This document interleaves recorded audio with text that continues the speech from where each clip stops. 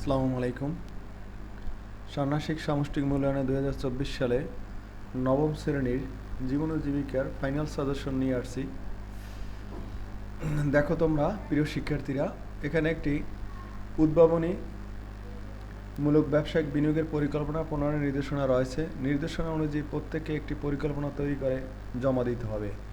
বিনিয়োগ ক্ষেত্রে নির্বাচন ও পরিকল্পনা তৈরির জন্য দলগত আলোচনার সুযোগ থাকবে এবং এরপর প্রত্যেককে নিজ নিজ খাতায় উদ্ভাবনী বিনিয়োগ পরিকল্পনা তৈরি করবে। এটা করবা কাজ উদ্ভাবনী ব্যবসায়িক বিনিয়োগ পরিকল্পনা প্রণয়ন।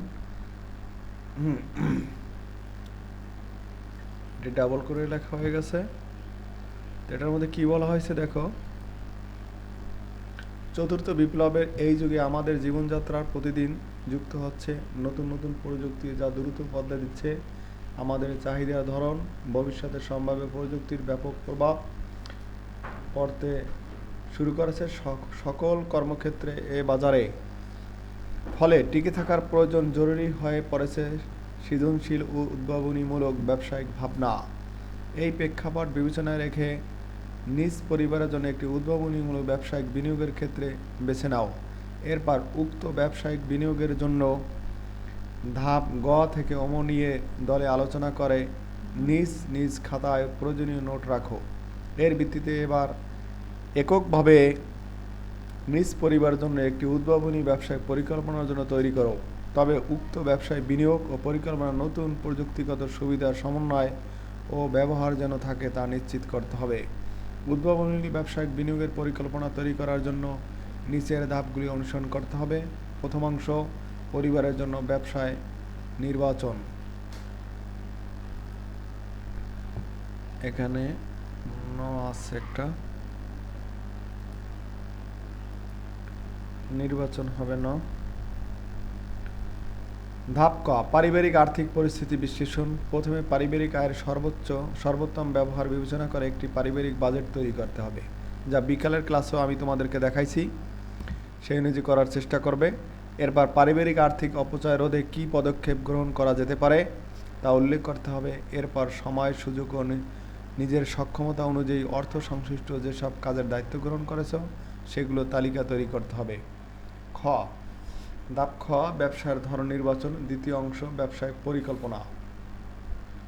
ধাপ গ, ব্যবসার প্রত্যাশা এবং প্রভাব নিরূপণ করো। ব্যবসায়টি থেকে তুমি কি প্রত্যাশা করো, কি আশা করা যায় সেটা কথা বলছে, তা উল্লেখ করতে হবে। এই ব্যবসার কাজে নতুন কি প্রযুক্তি ব্যবহার করা যেতে পারে এবং তার প্রভাব কি হতে পারে তা বর্ণনা করতে হবে।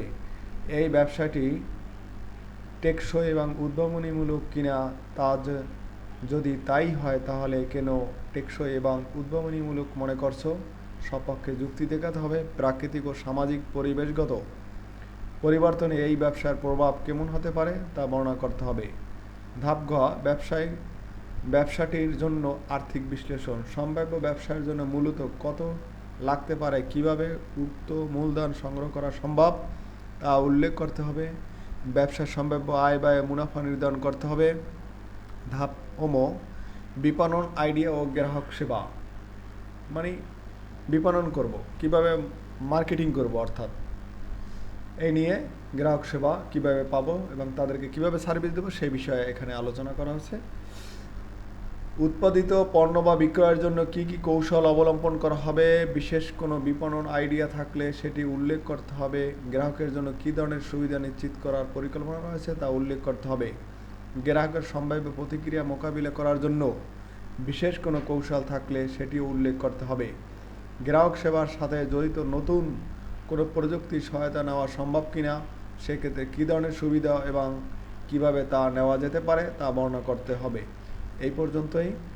এই হচ্ছে আজকের ফাইনাল সাজেশন। তোমরা যদি এ থেকে ভালো করে পড়ো তাহলে পরীক্ষা অবশ্যই সম্পূর্ণ ভালোভাবে অ্যান্সার দেওয়ার পারবে আশা করি, ইনশাল্লাহ। ঠিক আছে? তো এরপরও আমি তোমাদেরকে কিছু আলোচনা করি এই বিপণন আইডিয়া গ্রাহক সেবা নিয়ে, আরও কিছু অ্যাড করতে চাই তোমাদের সাথে।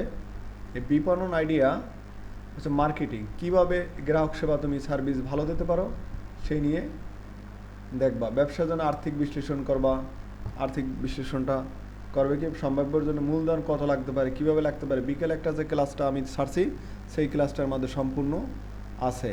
হ্যাঁ, এই পর্যন্তই। আল্লাহ হাফেজ।